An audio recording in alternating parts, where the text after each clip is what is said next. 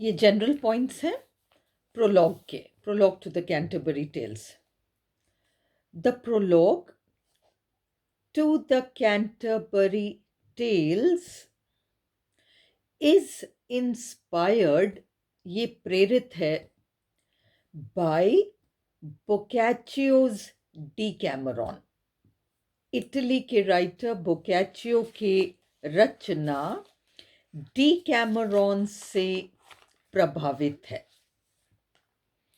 Chaucer has used, चौसर ने use किया है गिरजाघर कैंटरबरी का, जो इंग्लैंड में जब क्रिश्चियनिटी आया, ईसाई धर्म आया, वह 597 एडी में आया, यानी 6ठी शताब्दी। सन 603 में ये कैंटरबरी का कैथीड्रल, बड़ा गिरजाघर, खड़ा हुआ और सबसे पहले ईसाई धर्म इंग्लैंड में 6ठी शताब्दी में आया है। तो पहला गिरजाघर इंग्लैंड का ये कैंटरबरी वाला था और इसकी एक महिमा है। Chaucer has used the cathedral of Canterbury, Canterbury स्थान का नाम है, कैथीड्रल बड़ा गिरजाघर, as the central motive in his poem. यही मेन जगह है, यही, इसी के इर्द गिर्द, कैंटरबरी के इर्द गिर्द पूरी कहानी घूमेगी। Central motive. A group of 29 pilgrims, 29 तीर्थयात्रियों का एक group, undertake a journey to Canterbury, वे सफ़र करते हैं कैंटरबरी तक, ये 29 लोगों का एक ग्रुप। और कैंटरबरी के रास्ते में सेंट टैबार्ड नाम का एक सराय है, जहाँ रुक सकते हैं, रात बिता सकते हैं, खाना खा सकते हैं। तो इसलिए वो सेंट टैबार्ड में एक दिन 29 तीर्थयात्री आ गए और हमारे कवि चौसर तो पहले ही मौजूद थे वहाँ, और उस सराय के मालिक Harry Bailey. A group of 29 pilgrims, 29 तीर्थयात्री, undertake a journey to Canterbury, वो कैंटरबरी तक की यात्रा तय करने की सोचते हैं। जो भी लोग कैंटरबरी जाते थे इधर रुक कर जाते थे बीच में, क्योंकि ये कन्वीनियंट, सुविधाजनक होता था, सेंट टैबार्ड। टू पे देयर रेस्पेक्ट्स, अपनी श्रद्धा जताने के लिए, ढोकने के लिए, टू द मार्टर्ड सेंट, जो संत उस कैंटरबरी कैथीड्रल में शहीद हुए थे, सेंट थॉमस अ बेकेट, उनके यहाँ माथा टेकने के लिए, उनको ढोकने के लिए लोग जाया करते थे। और अक्सर अप्रैल के महीने में जाते थे, क्योंकि सर्दियाँ बहुत तेज़ पड़ती थीं। अप्रैल में बसंत ऋतु का आगमन होता है वहाँ पर, और इसलिए लोग सर्दी के ख़त्म होते ही अप्रैल के महीने में सोचते थे कि पहले जाकर वहाँ ढोक कर आएं। इट वॉज वाइडली बिलीव्ड, सभी लोग ये मानते थे, वाइडली बिलीव्ड, सभी लोग मानते थे, दैट द मार्टर्ड सेंट, के शहीद हुए संत थॉमस अ बेकेट उनकी रक्षा करते हैं, protected the people from disease, harm and destruction. ये वो ज़माना था जब हैजा वगैरह फैला हुआ था और लोग डरते थे, तो उनको लगता था कि वो संत हमें बचाते हैं, तो हम उनको ढोकने जाएं, बीमारियों से, नुकसान से, विनाश से, डिस्ट्रक्शन से। It was customary for people, लोगों की एक आदत सी बनी हुई थी, कस्टमरी था, लोगों के लिए आदत थी, to make an annual visit, साल में एक बार जाने की, एनुअल विजिट साल में एक बार जाने की, to the shrine in the month of April.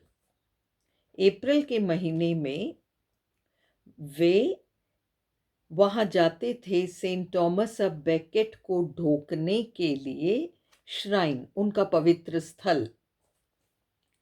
Saint Tabard was in those days, उस जमाने में सेंट टैबार्ड सचमुच एक सराय का नाम था, प्रसिद्ध था, और ये कैंटरबरी के रास्ते में पड़ता था और लोग रात बिताते थे, क्योंकि डाकू वगैरह घूमते थे, तो लोग इकट्ठा होकर और बड़ा सा ग्रुप बनाकर ही जाते थे, अकेले अकेले नहीं जाते थे जनरली।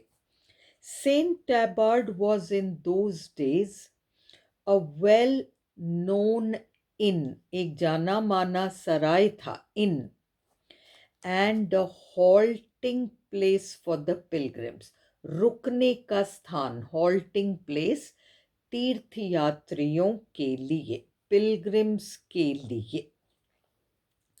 द इन कीपर, सराय के मालिक, हैरी बेली नाम के व्यक्ति थे, मस्त स्वभाव के थे और चुनाव लड़ना चाह रहे थे। वॉज अ हॉस्पिटेबल पर्सन, अतिथि सत्कार में विश्वास रखने वाले, एंड अ गुड होस्ट, और मेजबान बड़े अच्छे थे। अब ये देखिए, सेंट टैबार्ड और हैरी बेली के जो पॉइंट्स हैं इसमें, अगर हैरी बेली पर क्वेश्चन आए 10 मार्क्स का, हैरी होस्ट के ऊपर के 10 मार्क्स का कैरेक्टर स्केच, तो होस्ट के ऊपर मैंने बॉक्स दिया है, उस बॉक्स को लिखकर, और ये सारा सेंट टैबार्ड और ये सारा जो हैरी बेली के बारे में आ रहा है, 9th 10th 11-12 पॉइंट तक आप यूज कर सकते हो। He made sure, host Harry Bailey ने सुनिश्चित किया, that his guests had settled comfortably, उनके यहाँ आए हुए मेहमान कंफर्टेबल थे, and he arranged for food and drinks, और उन्होंने खाने पीने की व्यवस्था की। Harry Bailey too decided, Harry Bailey ने भी तय किया, टू अकम्पनी द पिलग्रिम्स, कि इन 29 तीर्थयात्रियों के साथ मैं भी जाता हूँ कैंटरबरी तक, to Canterbury. He was planning to stand for the elections, वे चुनाव लड़ने की तो सोच ही रहे थे हैरी बेली, एंड होप्ड, और उनको ये आशा थी, टू विन पॉपुलैरिटी, कि वे लोकप्रिय हो जाएंगे, अमंग द पिलग्रिम्स, इन 29 तीर्थयात्रियों के बीच, and among the people of Canterbury, और कैंटरबरी में भी जाकर मैं प्रचार कर लूंगा। द नैरेटर इज चौसर, कहानी सुनाने वाले, इन 29 तीर्थयात्रियों के बारे में बताने वाले व्यक्ति चौसर हैं। हैरी बेली तो सराय के मालिक हैं, हमें इन 29 तीर्थयात्रियों के बारे में कौन बता रहा है? हैरी बेली नहीं, चौसर। चौसर नैरेटर है, कहानी सुनाने वाले, वो तो पहले ही वो सेंट टैबार्ड में आए हुए थे। ही टू डिसाइडेड, उन्होंने भी तय किया, टू अकम्पनी द पिलग्रिम्स, कि वे भी तीर्थयात्रियों के साथ जाएंगे, एंड सो, और इसलिए वो मस्त कंपनी, द जॉली ग्रुप, ये 29 प्लस ये 2 भी जुड़ गए, सेट आउट फॉर कैंटरबरी, निकल पड़े कैंटरबरी के लिए। Harry Bailey the host, host कौन है? मेजबान। हैरी बेली टैबार्ड के मालिक, वो सुझाव देती हैं कि देखो लंबा सफर है, बोर हो जाएंगे, अपन एक काम करें, तुम 29 तीर्थयात्री दो दो कहानी जाते वक्त सुनाओ, दो दो कहानी वापस आते वक्त सुनाओ। चौसर तय करेंगे कि किसकी कहानी सबसे अच्छी है। हालांकि चौसर को भी कहानी सुनानी पड़ेगी, और जिसकी कहानी सबसे अच्छी होगी, हैरी बेली उसका खाना पीना रहना ठहरना सेंट टैबार्ड में फ्री कर देंगे इस यात्रा के दौरान। Harry Bailey the host suggests, ये सुझाव देते हैं, दैट ईच पिलग्रिम, प्रत्येक तीर्थयात्री, tell 2 stories on the way to Canterbury, 2 कहानियां सुनाए कैंटरबरी जाते वक्त, and 2 stories on the way back, और लौटते वक्त 2 कहानी सुनाए। 10 इस तरह से ईच पिलग्रिम, प्रत्येक तीर्थयात्री, वुड टेल 4 stories, 4 कहानियां सुनाएंगे। The host would reward the teller, host जो हैरी बेली हैं वो इनाम देंगे। क्या इनाम? खाना पीना ठहरना सब free. Of the best story, सबसे अच्छी कहानी को सुनाने वाला जो भी व्यक्ति होगा उसको होस्ट इनाम देंगे। By making his stay at the Tabard free of cost, free of cost वो उसका खाना पीना ठहरना यहाँ हो जाएगा इस यात्रा के दौरान। Chaucer gives us a cross section, इस पार से उस पार तक जैसे हम किसी फंक्शन में गए होते हैं तो फोटोग्राफर फोटो कैसे लेता है, वहां खड़ा होता है, पूरा ले लेता है, उसमें सब आ जाते हैं जिस जिसको आना है। वो ये नहीं सोचता इसको छोड़ना है और इसको लेना है, पूरा ले लेता है, क्रॉस सेक्शन। वैसे चौसर ने इंग्लैंड के समाज का एक क्रॉस सेक्शन व्यू हमें दिया है, ऑफ इंग्लिश सोसाइटी, पूरे समाज का एक तरीके से चित्र दे दिया। एंड प्रेजेंट्स, वे प्रस्तुत करते हैं, the 3 classes of English society, English समाज के 3 classes in the 14th century. देखिए ये जो 3 क्लासेस हैं, आप किसी भी क्लास को फर्स्ट बता सकते हो। मैंने जमीन से जुड़े वर्ग को पहला बताया, तो ये जरूरी नहीं है कि आपको उसी वर्ग को पहले बताना है, बस ये इन एनी ऑर्डर आप इन 3 क्लासेस का नाम दें। द 3 ब्रॉड क्लासेस आर, ये 3 मोटे मोटे वर्ग समाज के कौन से हैं? द लैंडेड जेंट्री, जमीन से जुड़ा हुआ वर्ग, जेंट्री थोड़ा उच्च वर्ग है ये। दूसरा, नया नया उभरता हुआ मध्यम वर्ग, नया नया उभरता हुआ मध्यम वर्ग, इनके पास जमीन नहीं है, ठाट बाट वाले लोग नहीं हैं, ये रोज कमाते हैं खाते हैं। तो इसमें पढ़े लिखे लोग भी हैं, डॉक्टर हैं, वकील हैं, और भी लोग हैं, इनके पास जमीन नहीं है, कमा कर खाते हैं। द राइजिंग मिडिल क्लास, उभरता हुआ मध्यम वर्ग। तीसरा, द एक्लेसियास्टिकल क्लास, धर्म से, चर्च से जुड़ा हुआ वर्ग, एक्लेसियास्टिकल, रिलीजियस, चर्च से जुड़ा हुआ वर्ग। और चर्च उस जमाने में बहुत ज्यादा भ्रष्ट था। द नाइट, एक बहुत महान योद्धा है, बहादुर, युद्ध लड़ता है। उस जमाने में क्रूसेड्स, होली वॉर्स, क्रिश्चियंस और मुस्लिम्स के बीच लड़े जाते थे, और ये नाइट जो है इन वॉर्स में भाग लेता था।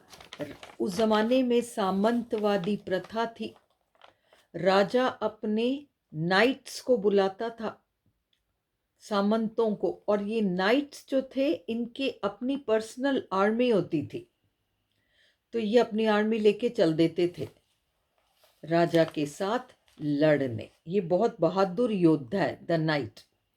और सबसे पहला डिस्क्रिप्शन भी चौसर ने इसी का किया है। और जो कहानियां हैं 24 कहानियां, सबसे पहली कहानी नाइट ने ही सुनाई है, द नाइट। फिर नाइट का बेटा, गांव का मुखिया, द स्क्वायर, द फ्रैंकलिन, छोटा जमींदार, नाइट के बराबर जमींदार नहीं, थोड़ा छोटा जमींदार, एटसेट्रा। रिप्रेजेंट, ये दर्शाते हैं, ये प्रतिनिधि हैं जमीन से जुड़े हुए वर्ग का, द लैंडेड जेंट्री, जमीन से जुड़े हुए वर्ग का। द राइजिंग मिडिल क्लास, उभरता हुआ, नया नया उभरता हुआ मध्यम वर्ग। डिड नॉट पोजेस लैंड, इनके पास जमीनें नहीं थी, बट दे वर स्किल्ड, हुनर था, कला थी, निपुण थे, स्किल्ड इन वेरियस ट्रेड्स, अलग अलग काम धंधों में। मेंबर्स ऑफ दिस क्लास, इस वर्ग के सदस्यों में कौन कौन शामिल थे? Included the doctor, the lawyer, वकील, द शिपमैन, जहाज चालक, द वाइफ ऑफ बाथ, एक बहुत ये पैसे वाली बुनकर महिला है, कमा कर खाती है, बड़ा गर्व है इसको। ये एक बहुत इंटरेस्टिंग कैरेक्टर है प्रोलॉग में। The third group of characters, जो तीसरा वर्ग है वो है बिलोंग्ड टू एक्लेसियास्टिकल सोसाइटी, चर्च से जुड़ा हुआ वर्ग।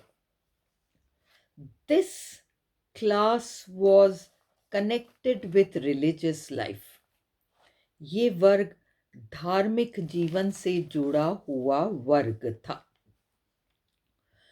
चौसर हैज यूज्ड शार्प सैटायर, चौसर ने तीखा व्यंग्य किया है इस वर्ग का वर्णन करते वक्त, क्योंकि चर्च वो स्थान होना चाहिए जहां अच्छाई पनपनी चाहिए, पर अफसोस चर्च वो स्थान बन गया जहां बुराइयां बहुत ज्यादा पनपने लगी।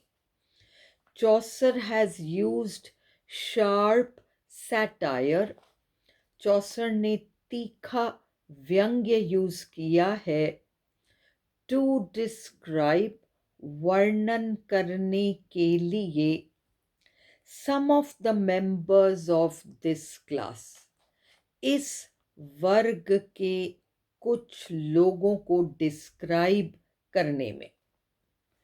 चौसर wishes to tell us, Chaucer हमें बताना चाहते हैं that the church should have been a place, church तो ऐसा स्थान होना चाहिए था, for the progress of moral virtues, नैतिकता, moral virtues, सद्गुण विकसित हों, प्रोग्रेस करें।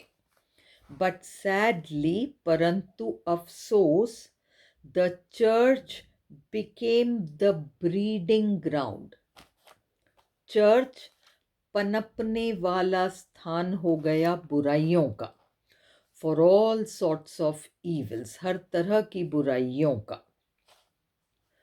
मेंबर्स ऑफ दिस क्लास, इस वर्ग के लोग, इंक्लूडेड, उनमें शामिल थे, द मंक, मठाधीश, द प्रायरेस, ये नन्स होती है ना सफेद चोगा पहन के, प्रायोरेस, प्रायोरी में रहने वाली, द फ्रायर, भिक्षु, द गुड पार्सन, बस एक व्यक्ति धर्म से जुड़ा हुआ बहुत शरीफ था, पार्सन, गांव का छोटा पादरी। द ऑक्सफोर्ड क्लेरिक, ये भी बड़ा शरीफ व्यक्ति है। उस जमाने में क्योंकि 9 सालों की पढ़ाई करके पादरी बनते थे, तो ये ऑक्सफोर्ड क्लेरिक ऐसा ही विद्यार्थी है जो कि पादरी बनने की पढ़ाई कर रहा है। द समनर, उस जमाने में 2 तरह के कोर्ट्स होते थे। अगर आपने रिलीजियस टैक्स नहीं दिया, दूसरा टैक्स तो दे दिया, रिलीजियस टैक्स नहीं दिया, तो वो कोर्ट चर्च से जुड़ा हुआ एक्लेसियास्टिकल कोर्ट में आपके खिलाफ केस चल सकता है। और कोर्ट में बुलावा भेजता था ये समनर, फलाना व्यक्ति हाजिर हो। द समनर एंड द पार्डनर, सबसे दुष्ट लोग इस प्रोलॉग के समनर और पार्डनर हैं। दोनों ने धर्म को धंधा बना रखा है, इससे कमाते हैं, गलत सलत काम करते हैं। पार्डनर का काम है कि एक बार किसी व्यक्ति को दोषी ठहराया जाए तो पार्डनर को तय करना है कि इससे प्रायश्चित के नाम पर क्या कराया जाए। और ये पार्डनर था कि पैसे लेके लोगों को छोड़ देता था। सुअर की हड्डी बेच के कह देता था संत पीटर की हड्डी है। फटे तकिया गिलाफ के छोटे से टुकड़े को बेच देता बहुत बड़े पैसों में और कहता मदर मैरी के बुरके का टुकड़ा है, रखो तुम्हारा भला होगा। The corruption in the church, भ्रष्टाचार चर्च में वॉज प्रेवलेंट, फैला हुआ था, to a very high degree, बहुत ज़्यादा। हाउएवर, फिर भी, not all the members of this class were corrupt. सारे चर्च के लोग भ्रष्ट नहीं थे, कुछ ऐसे थे जो कि बस धर्म के लायक नहीं थे। इसका ये मतलब नहीं है कि वो भ्रष्ट हैं, सांसारिक ज़्यादा है। एक तो होता है भ्रष्ट, दुष्टता ही करना, और एक है कि सांसारिक जीवन के ज़्यादा लायक थे, धार्मिक जीवन के लायक कम थे। सम वर मियरली, कुछ ऐसे भी चर्च से जुड़े हुए लोग हैं जो कि केवल मियरली अनस्यूटेड, लायक नहीं है, to be members of this class, इस वर्ग के सदस्य होने को। The monk and the prioress, मठाधीश, मंक, ये ऐसा था, आराम की जिंदगी चाहता था, इसको कष्ट नहीं चाहिए। और उसी तरह से प्रायोरेस, वो महिला है, वो क्या करना चाहती है, आराम की जिंदगी चाहती है, स्टाइल मारना चाहती है, सांसारिक है। ये दुष्ट यूं नहीं है कि कोई भ्रष्टाचार फैलाते हो। The monk and the prioress, monk मठाधीश, प्रायोरेस नन, सफेद चोगे पहनने वाले, वर प्लेजर लविंग, इनको सुख आराम चाहिए, एंड मेटीरियलिस्टिक, भौतिकवादी दृष्टिकोण वाले लोग हैं, सांसारिक हैं। दे वर फॉन्ड ऑफ गुड फूड, इनको अच्छा खाना चाहिए, एंड अ कंफर्टेबल लाइफ, आराम की जिंदगी चाहिए। This cannot be called corruption, हम इसे करप्शन तो नहीं कह सकते। It was merely a weakness, ये इन लोगों की कमजोरी है बस। ऑन द अदर हैंड, दूसरे हाथ पर, द फ्रायर, भिक्षु तो भ्रष्ट ही था, वॉज रियली करप्ट, वो तो भ्रष्ट ही था। ही एनकरेज्ड, वो बढ़ावा देता था, करप्ट प्रैक्टिसेस, भ्रष्टाचार को, एंड अर्नड मनी, पैसा कमाता था, थ्रू मैल प्रैक्टिसेस, गलत हरकतें करके। ही वॉज सो स्किल्ड, इतना चतुर था, in the art of begging, भिक्षा मांगने में, दैट अ विडो, की एक विधवा, भले ही खुद के पैर में चप्पल नहीं हो पर फ्रायर के पैरों के लिए चप्पल खरीदने को पैसे दे देती, इतना होशियार था पैसा वसूलने में। That a widow would willingly give him money, विधवा खुश होकर इसको पैसे दे देती, to buy a pair of shoes for himself, कि तुम जाकर अपने लिए जूते खरीद लो, भली मैं नंगे पैर घूम लूं। Though she herself went barefoot, इतना चतुर था पैसा वसूलने में। The summoner and the pardoner earned money through extortion, हफ्ता वसूली की तरह बदमाशी से पैसे वसूलते थे। दे शेयर्ड द बेनिफिट्स, फिर बांट लेते।